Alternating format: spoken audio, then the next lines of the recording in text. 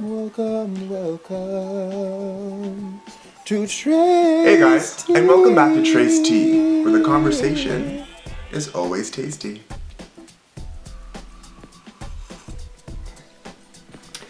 Anyways, what I want to talk to you guys about this week is something very important to me, very personal to me. I've had to deal with this for the past few years, and it is anxiety.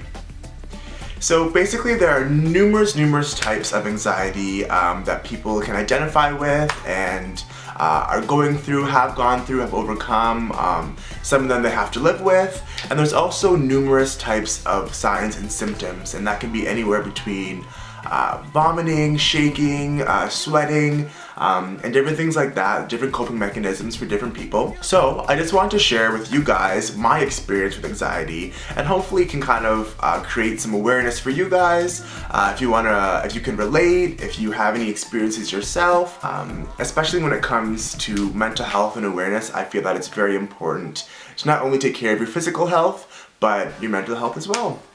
So for myself, I used to get a lot of acute anxiety. So acute anxiety is like a short little spurt of anxiety that you get. So that nervousness before a test or like a sporting event, that those jitters, those butterflies that you get during those kind of events and stuff like that. But when I started my master's, so this would have been almost 2 years ago now. I know, not just a pretty face. I noticed that I was getting really anxious over a lot of things, and I'm a very social, open, outgoing person, but I noticed that I started having this feeling of anxiety more frequently than not, especially when it came to my classes and wanting to do well and wanting to succeed, which is what a lot of us want to do. So when it came to my coping mechanism, it was a little bit different than other people's. I didn't really get the sweating or the shaky hands. It was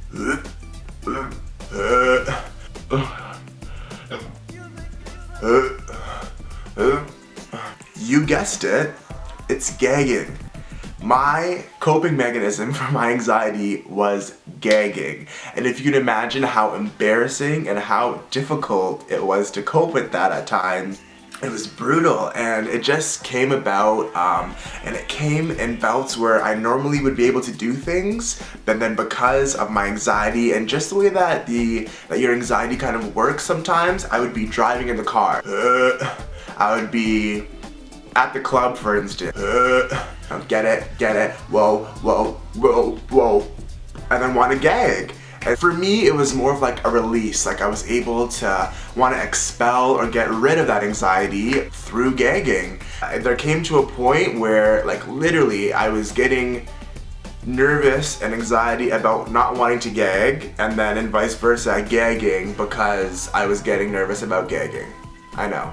So anyways, so I was like, you know what, enough is enough. I learned about this in school, I've heard of people that have anxiety, but it's very different when it's yourself. So I needed to get to the root of this problem. What are my triggers? Why am I getting so anxious all the time about the dumbest things?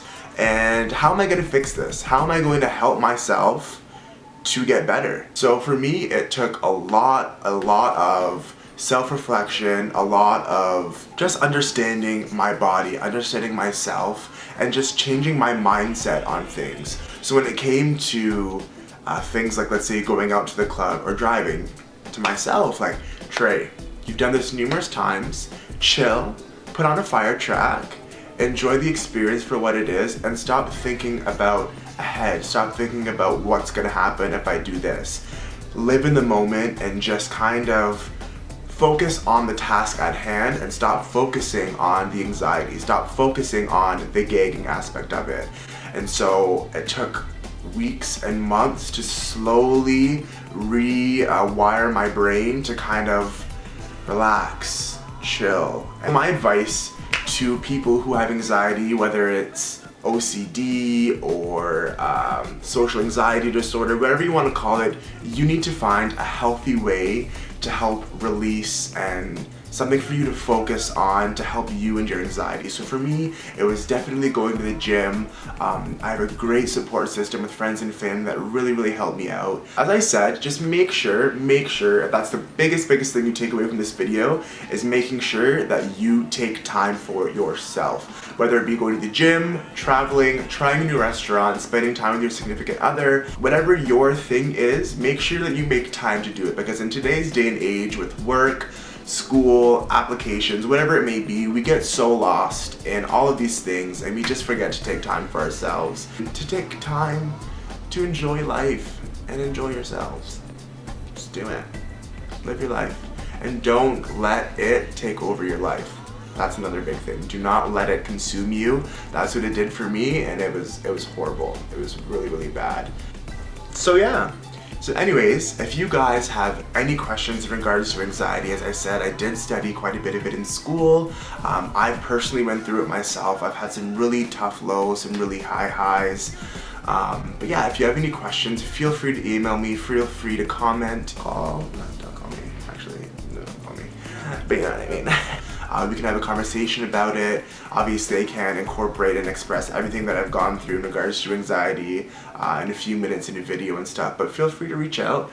And don't forget to like, comment, share, subscribe, and all those good things. And I will definitely see you guys next week when I talk about a different topic on my channel, alright? And enjoy the rest of your July long weekend.